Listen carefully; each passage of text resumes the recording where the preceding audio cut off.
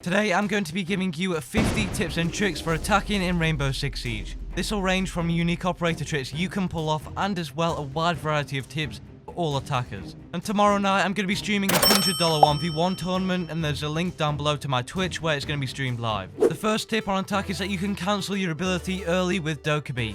That's right, you don't have to wait for the full animation to finish. As you can see, the full animation takes a lot longer when you come out of it, but as soon as that bar fills up, you can exit immediately, so you'll no longer need to be waiting around. And you can also cancel your ability early with Thinker to save a few seconds when activating it and deactivating it. Next time you go to activate it, you can exit it early, come out the animation simply by ADSing with your weapon or simply just pressing the buttons to move it out of the way. And you can also do this with Lion too. His arm will stay extended for a longer period of time than needed, but you can ADS and go out the animation very easily. Using Dokkaebi and Thinker together as a combination of operators isn't the best idea because Thinker makes a lot of noise, which can make it harder to hear those Dokkaebi calls when they do end up going off, and it won't work. A tip for Glaz is to give intel to your team and snipe from afar. Glaz is an operator that can guide your teammates with call-outs from the intel that he gains. He can very easily do it by covering with his sniper rifle, picking up kills too as well. A benefit and a motivation for you to get the plant down early is that when you have the diffuser down, it forces the other hand for the roamers to rotate back to site, putting the pressure on them instead of it being on you. Think about this when you're trying to avoid roamers and get that plant down early because of the benefits from it. With Hibana, I'd recommend taking down barricades that you face and are in your way. Remove them with the Bearing 9. Your main weapon, your primary, is going to run out of ammo very quickly. You don't want to get caught off guard, so use your secondary, you can switch to your primary after. With Hibana, you can actually take out gadgets and deployable shields in utility from underneath.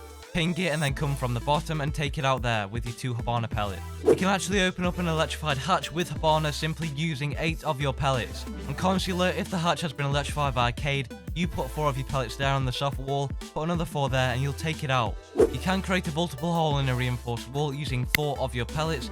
You can very easily take it out and make it through the reinforced wall. Did you know that Flores can pick up his drone? Probably not. That's right, he can pick it up when he wants to, very easily after you've exited out the animation. You can also get into a reinforced wall using 6 pellets if you time it and get the right placement for it correctly. Once you line it up perfectly, you'll be in on site and you can get in through the reinforced wall. You can take out anyone holding armory on board at the very top with a Flores drone. If you jump it up on this little bookshelf, you will be able to get on top of it. If you jump your drone in midair, exit it early, you'll be able to land it and detonate it easily.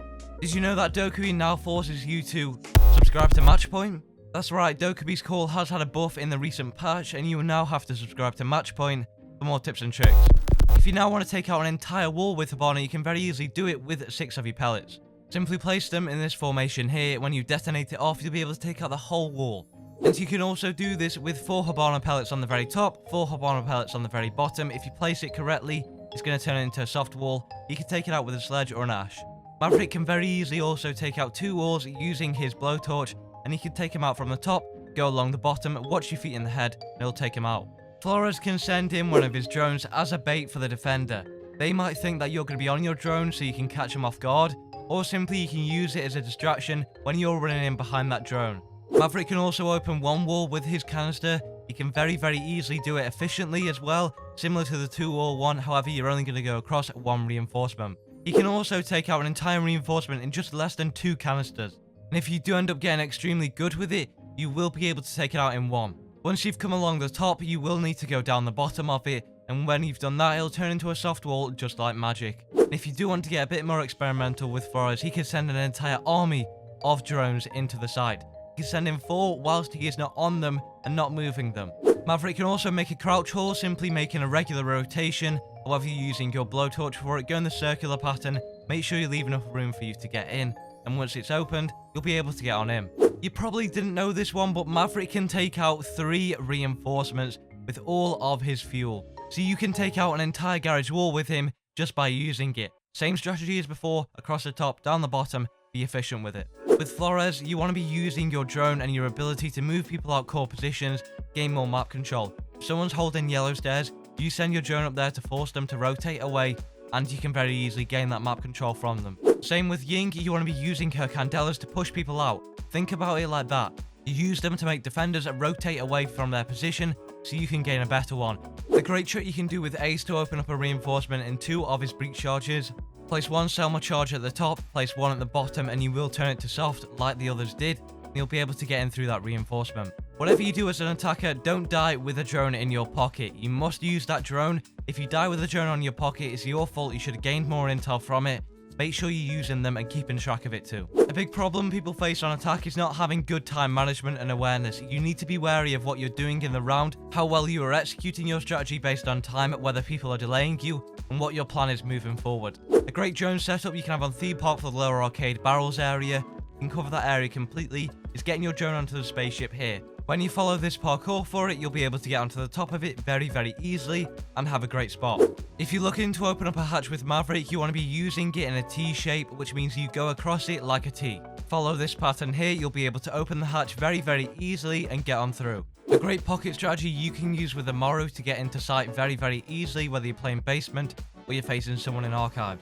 Spawn over by jewelry, make your way over to this window here, go on through and you'll be instantly in there. Extremely easy to do. If you are looking for a great solo queue operator to pick Zero. Zero is fantastic. His cameras can use you and guide you on attack to get into sight very easily as a solo player. Ash actually is an operator who can survive to the end of the round, and she can also be a useful utility destroyer on your team. Which means Ash mains don't go rushing in early hitting a frost mat, and then on the way there, you use your utility on a barricade.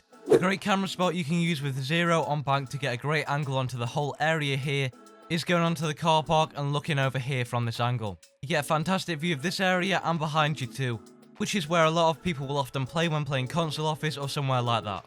A tip for Ayana is to use her ability as much as possible because you have infinite amounts of it. It keeps on regenerating, so use it as much as you can, get the most use out of it. A lot of players forget about it, don't use it enough when there's free intel on the table for you. Kali is an operator who's going to work best on maps such as Coastline or Bank. Coastline is a great one for Kali. As you can see on the ruins, you can stand there, there's a lot of angles, there's a lot of cover for you. You can gain intel, open up new angles, pick up kills, and provide your team with a lot of value.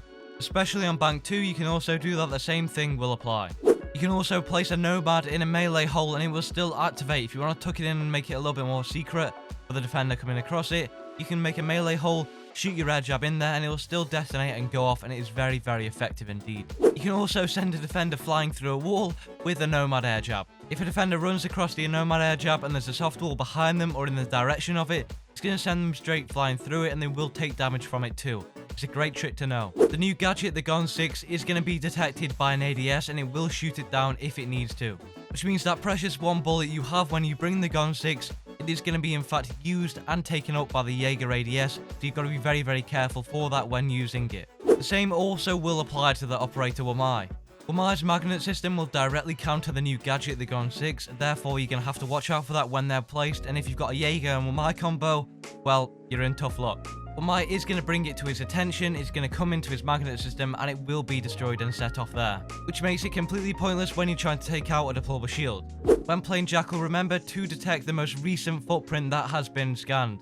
If there's a yellow and a red there for a defender, don't pick the yellow one because you're not going to get as much time tracking them compared to if you pick the red one. Make sure to do this, it's a very small thing you'll slip up on. Breaching a wall does in fact take 2 charges with a sledge when you're using it, and by the way, this is only going to be for a wall. You're going to use 2 of your charges with the durability and it will go down slowly but surely over time, especially if you're doing vertical play, you'll need to keep track of it. However, when you're breaching a barricade, a floor, anything else like that, with sledge, it's going to use 1. So a wall is going to be 2, and then anything else like a barricade, some utility, is in fact going to be 1.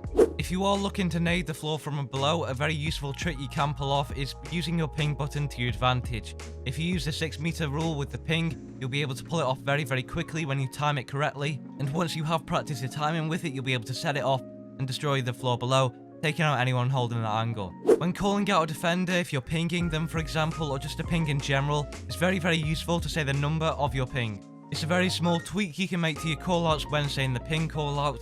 You will be able to use this to your advantage as an attacker. Capital's smoke bolt ability lasts a short amount of time compared to a smoke grenade ability, and you should also be using Capital's ability to screen the plant, which is in fact creating a wall of smoke between you and the diffuser where it's being planted, not directly on it.